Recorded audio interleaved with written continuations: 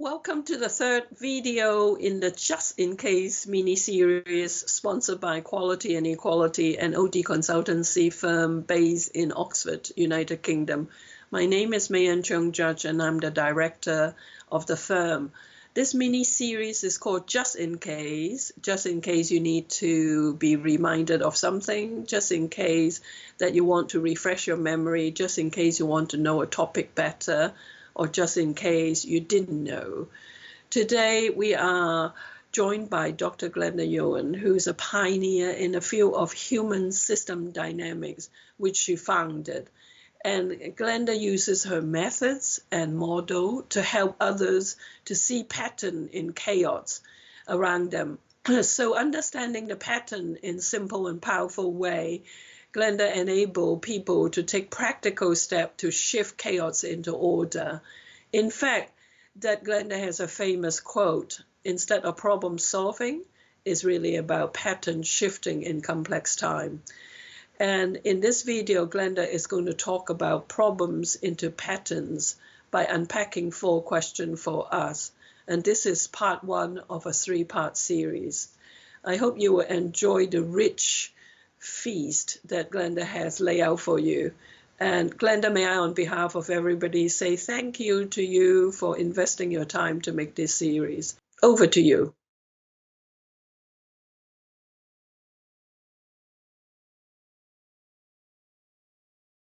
Mian, thank you so much for this opportunity and for the inspiration that you've given me and your community through the years. So I'm really happy to be with you today. I'm Glenda Eoyang. I'm the Executive Director of the Human Systems Dynamics Institute. And the Institute exists to develop adaptive capacity for individuals and teams and organizations and communities so they can thrive in the turbulence of the coming age of uncertainty. I'm the founder of the field of human systems dynamics, and it sits at the intersection of complexity science and the social sciences. In some ways, we're like other groups that do complexity science applied to human systems, but in 3 ways we're different. One is that because of my background in history and philosophy of science, the rigor of the science and its application are very important to me. We work in a variety of nonlinear sciences and fold them into our practice. And so that rigor, that scientific grounding is primary for me and our community. The second thing is that it's practical. So we don't think that just understanding complexity is enough. We believe that you also must act in it. And that's true of us as OD practitioners, also true of our clients, that if we can't help them act, then we're not helping them at all. And the third thing is that it's simple. Even though the science is complex, even though our practices and our contexts are very complicated, we believe that our practice, our theory, and our models and methods have to be simple. And the reason is that when you're in the midst of a complex engagement of time and things and the tumult of day-to-day life, you don't have time to pause and to figure out some kind of a complicated model. What you need instead is to have a pocket full of simple, powerful tools that you can pull out and use in the moment. And so those are the bases, the grounds on which human systems dynamics works.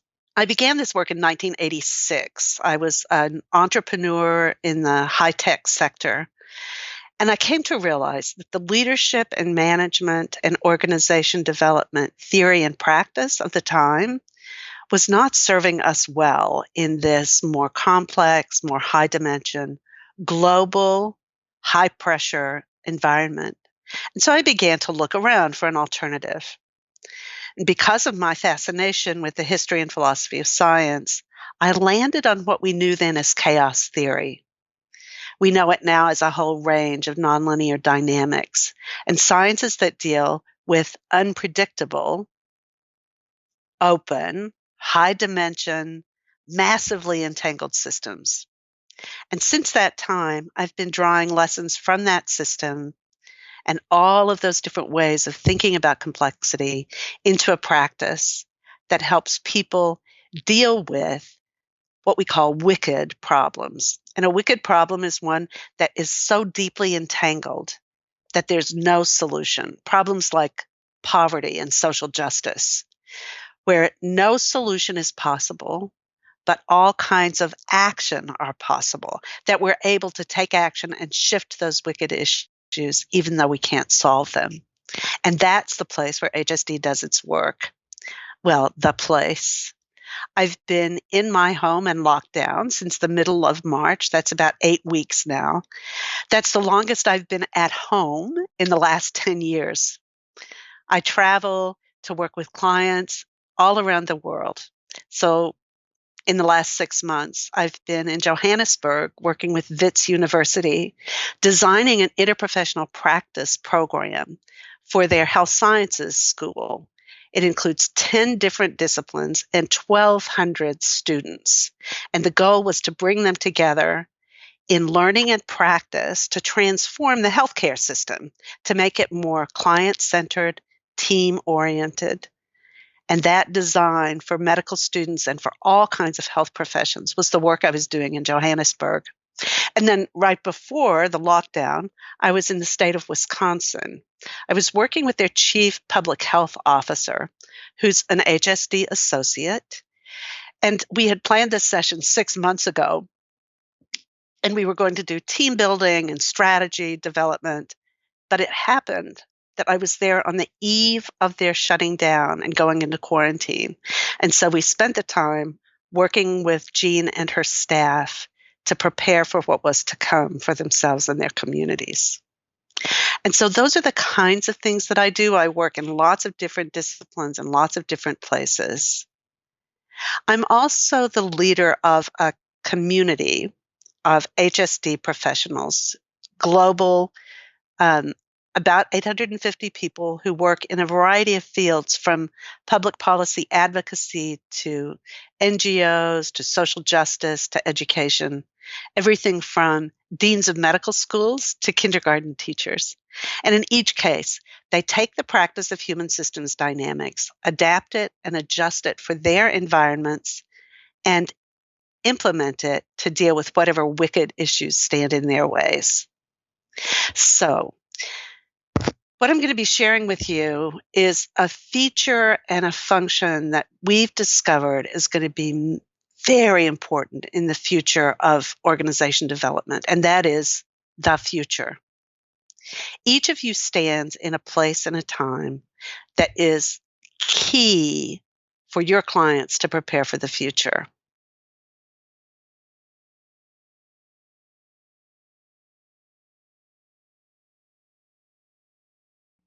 So one of the things we realize in complex systems is that there are lots of causes, lots of players, lots of ways to measure success, and no root cause.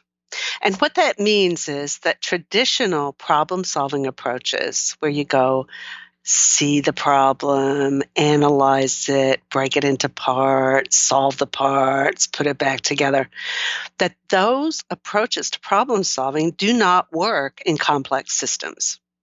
So if you can't use traditional ways to solve problems, what can you do?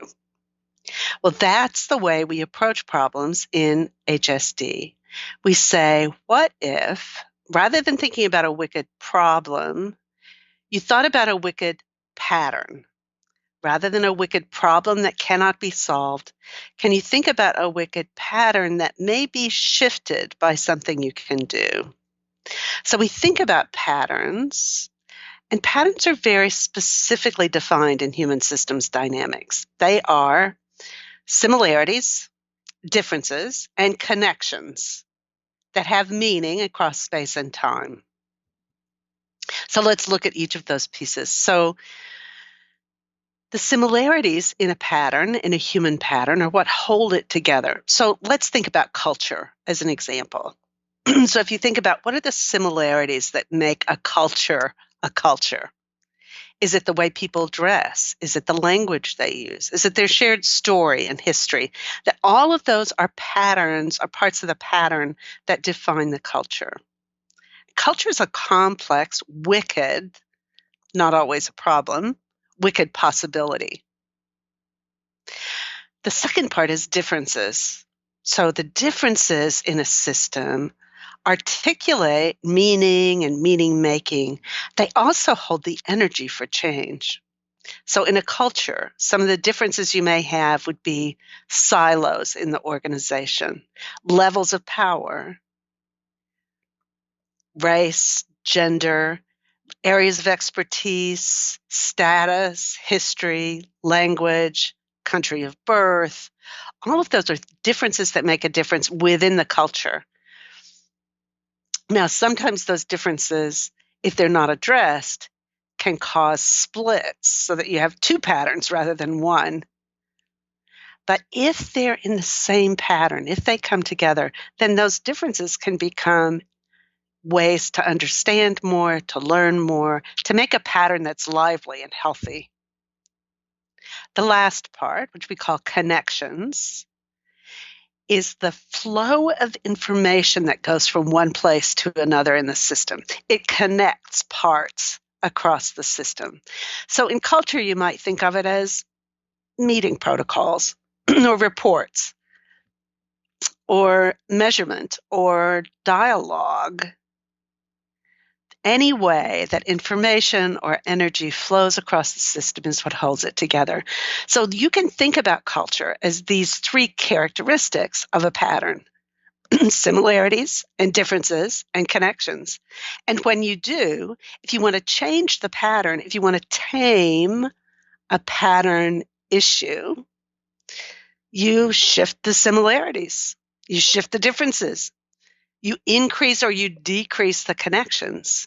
And then the pattern of culture or whatever shifts through those levers of change. Now, we call this pattern logic, and its formal way it's represented is in the CDE model: containers, differences, and exchanges.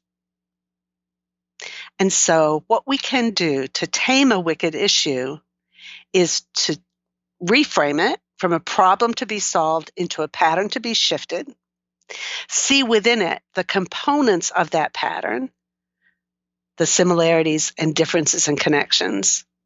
And then we can say, how can we shift those so that the pattern is more productive and healthy and fit for function?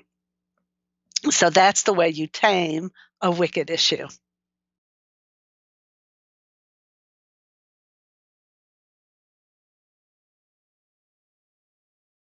So one of the things that all of our community has in common is a vision.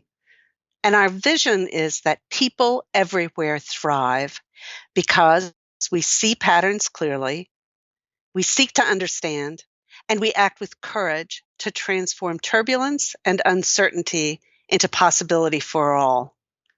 This vision was never more important than it is today. And it emerged from a strategic foresight process that our community engaged in 2019. We learned a tremendous amount from that process, never imagining that we would be using those lessons in a matter of months rather than a matter of years. One thing we learned was how important it was for practitioners like you to be engaged with the future, explicitly and clearly. You, like your clients, are standing at the edge of an uncertain future. We know that we'll be transitioning back into some world. And will that world be same as or different from, and in what way, from the world that we came from? Unless and until we can begin to think constructively and clearly about the future, we are not going to be able to help our clients, to say nothing of ourselves, move into what are the greatest possibilities of what might come. In this series of videos, I'm going to share with you that futuring process that we used. I'm going to talk about the insights from the journey, and I'm also going to share the competencies that we believe will bring success for you and your clients in the future. Finally, we'll dive into what we see as the future of OD practices, like what's the future of planning in this uncertain future? What does leadership look like? What is culture? What is collaboration or diversity learning? So we'll be looking into the future. But first, I want to talk to you a bit about how we came to our view of the future. In January of 2019, we began a journey together, and our question was, what is the impact of human systems dynamics on the world in 2051? We chose that date because it was 50 years after we named the field. We learned many wonderful and useful things, but most of all, we learned how important it is to inquire into the future. COVID-19 has proven that even more strongly. We need to unite in the work that we do to move forward. In the international conversations we've been having during quarantine, we've seen all stages of re-entry into the world. Our colleagues in Northern Italy are now creating cultures that reintegrate white-collar people who were working at home and safe in quarantine with those blue collars who were essential in holding the space at home at the job site. How did they come together and make the work that they need to do? We're also working with people in Hong Kong who are seeing their work for democracy, their demonstrations for democracy really hobbled by what's happening in Hong Kong today. And in Taiwan, people who are safe, and in the United States, people who are making armed demonstrations. And in every one of those situations, we have people who are trying to use this moment as an opportunity. You have to use this moment as your opportunity and the opportunity for your clients to make the decisions and create the future that you choose. We have to understand that the patterns of the present and the past, we have to understand them well enough so that we can use them as raw materials to build the future. So that was our work when we began our futuring process in 2019. The process that we used was derived from work done by the School of International Futures in London, SOIF. And their work, in turn, was derived from work of Shell Oil in the 1970s, when they birthed the idea of futuring as a business function, as a way for leadership to prepare for what might be and to prepare their staffs for what might be. So that process has 6 steps. And we began in January of 2019. I had studied with SOIF to learn about their process. And it was a lovely process, but it wasn't quite fit for the work that we needed to do. So it made a variety of assumptions. One assumption was that it was working in a closed institutional environment. It was working with a governance and decision-making structure that was able to implement the plans that would come out. They were able to bring the whole system into a single room, and they were able to hold a single, pretty coherent, homogeneous vision and mission and action. Well, all of those assumptions fall through for our community. We are global. We are highly diverse. We're loosely connected. We're locally determined. Each of us, each member of our community, is living and working in the vision and the place and the time where they were. And we had no hope for getting those people together in the room. So we had to shift and design a new system based on the one that they gave us. And this is what we call adaptive futuring. And that's the process that I want to share with you. I don't know whether you will be working with clients for whom the traditional SOIF process will be more useful or one that is more open and adaptive like ours. But I'll tell you about both of them. And I want to say for sure an appreciation to the people at SOIF who provided us with the grounding for this adaptive futuring process.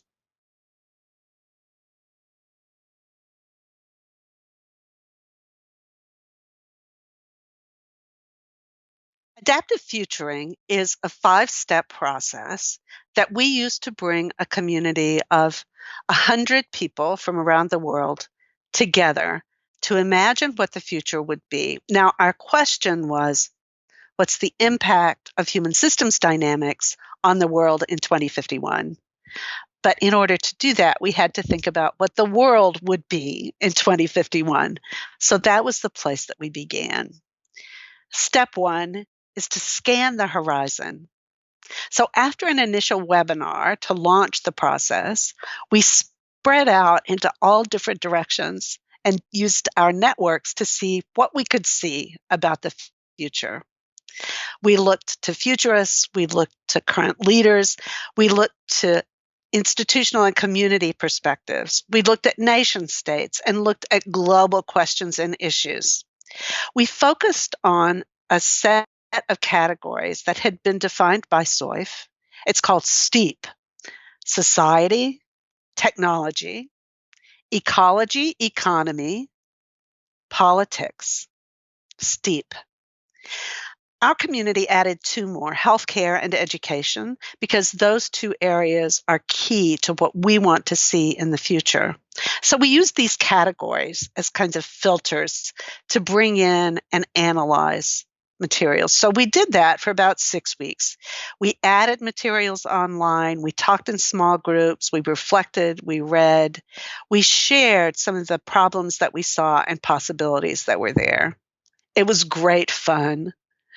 There were many sub-conversations that happened and disagreements erupted, and we had a great time digging into the content. One thing that we recognized was that some of our community chose not to engage at the beginning of this process. As we invited them, they said, "Nope, don't want to go there. It's too depressing. To think about the world in 2051 is heartbreaking, and I don't have the energy to engage in that inquiry." And so we said, that's fine, wherever and whatever you need to do. In fact, even those of us who chose to go into it went into it with some trepidation, fearing that what we might see in the future would make us feel hopeless and helpless. But to a person, those who were engaged found a deep and possible hope in the work. And by the end, each of us was saying, not that things were going to be great. It wasn't Pollyanna. It wasn't the nirvana of the future. But what we realized was that it would be a mix of good and bad, of things that we wanted to see and things that we did not want to see. But the most important thing was each of us realized that we'd be able to make choices, that we would, whatever happened, at whatever scale we had power, whatever situations we found ourselves in, we would be able to see the patterns clearly, we'd be able to understand them, and we'd be able to do something to move forward. In fact, that's what became our vision. And so that gave us hope. And I'll tell you about the rest of the process. Step two. Step two was to look for patterns. Now, pattern spotting is one of the great gifts of human systems dynamics. It's our middle name. And so as we began to look at all of this massive data, we pulled out some of our most powerful human systems dynamics tools to spot patterns. So we asked questions like, what's the same and what's different among all of these speakers and seers? What's same and different in the patterns that are showing up in technology and in the economy, in politics and education? What are the things that bring them together? We used a set of questions that we call pattern spotters. We said, in general, what did we notice across all of those spaces? What were the things that we noticed in general, except what were the exceptions? What were the sparks of weak signal that came out as exceptions? The third question was, what are the contradictions and tensions inside, on the one hand and on the other? On the one hand, things would be incredibly global and connected globally. On the other hand, there's going to be a focus on very local, individual, and personal action, on the one hand and on the other. We were surprised that, it's question number 4, what surprised us in the data? And finally, what are the questions we have? What do we wonder? And those 5 questions drove our process of pattern spotting. Now, as we spotted the patterns, we realized that there were many polarities that drove the patterns that we saw. So, like Barry Johnson and his work in polarities, we believe that tensions of polarity are what drive change in complex systems. That it's not either or in a polarity. It's not even both and, but it is which, when. And so we began to look at what were the polarities that were coming out of all this data. And we got a long list. And from those, we wanted to find the ones that were most fundamental, that were most central, that were most figural. And this is what we found. We found including the other or excluding the other, open or closed. Now, what we realized was it wasn't either open or closed, but it was when should we be open and in what way? When and how should we be closed and in what way? But that tension drove many of the decisions and actions that would be taken. The second dichotomy that we saw that was most powerful was seeking stability and adaptation. So in what ways would we individually and collectively seek to be stable or seek to adapt? Now, as you reflect on your own OD practice, are those or are those not the fundamental questions that you ask yourself and that you ask your clients? How open and closed? How stable or adaptive? So those were the 2 patterns that we found that were most important as we imagined our world in 2051. We took those into step 3, and step 3 is to tell the story. So we took those 2 dichotomies and we made a quadrant of them so that there were 4 combinations. There was open and stable, open and adaptive. There was closed and stable, closed and adaptive. Those were 4 pattern combinations. And we created 4 writing teams from people around the world, all different perspectives, ex-military, current OD, kindergarten teachers, artists, musicians from all around the world. And they came together to write stories. If you imagine 2051 as a world in which there was closed to the other and yet adaptive, what would that look like? What would that world be? And so each of them created a story. So we ended up with 4 scenarios, incredibly powerful. I'll be happy to share them with you. If you'll send me your email address, I'll share the stories with you.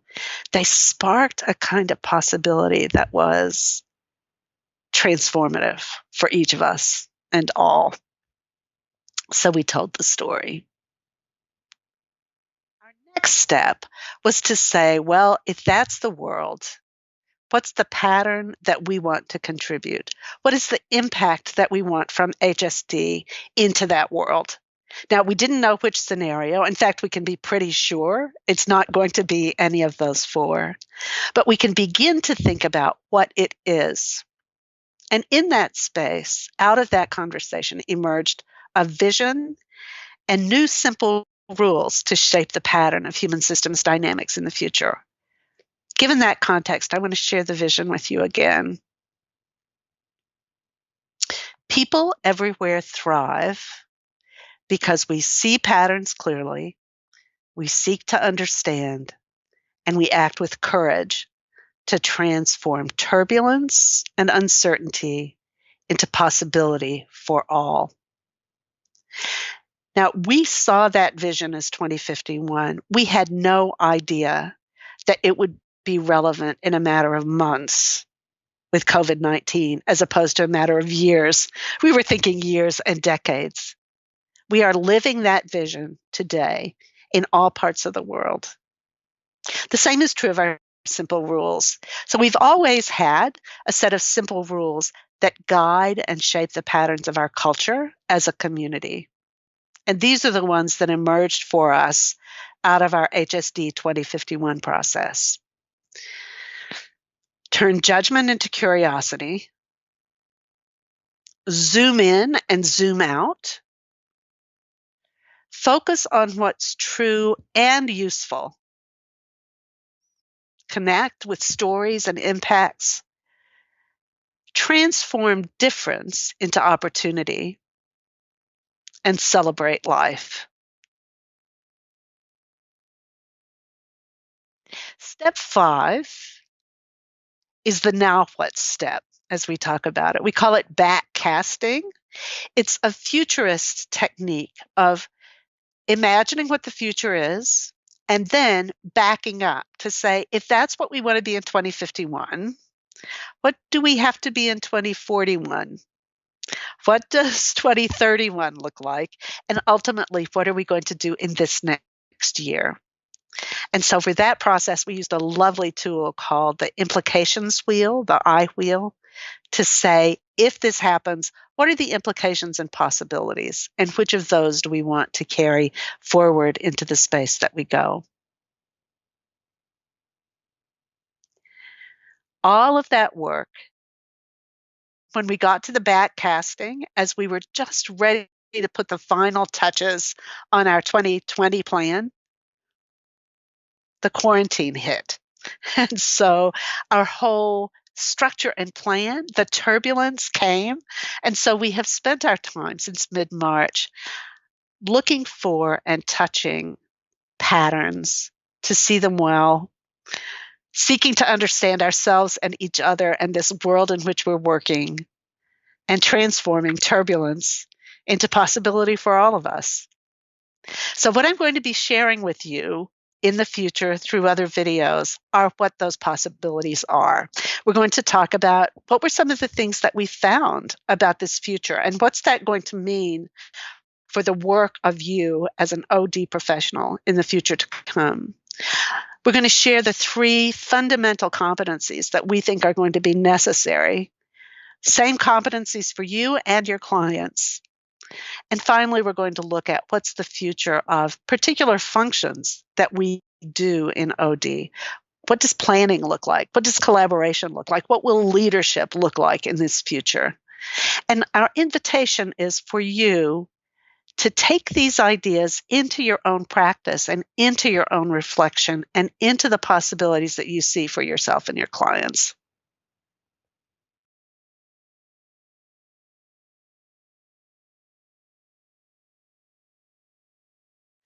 We have a very open intellectual property policy. We believe that this work needs to be used and that it's for the good of the world. So anything you learn from us, you're welcome to use. We have 2 requests.